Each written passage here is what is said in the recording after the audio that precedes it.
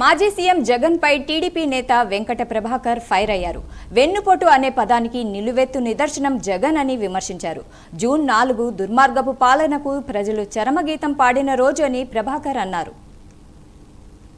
June 4 వెన్నుపోటు దినోత్సవం కాదు, ప్రజా రాజ్యానికి పట్టం కట్టిన రోజు, ప్రజా తిరుగుబాటు రోజు, అవినీతి పరిపాలన మీద ప్రజా తిరుగుబాటు రోజు. అదే రకంగా విజ్ఞులు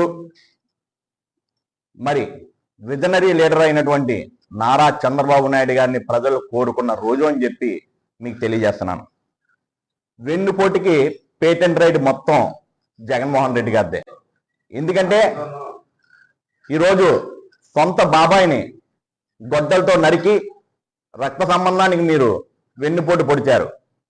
అదే కాకుండా తల్లిని చెల్లిని కూడా ఆస్తి కోసం తరివేసి వైసీపీ గౌరవ అధ్యక్ష పదవి నుంచి ఆవిడని తొలగించి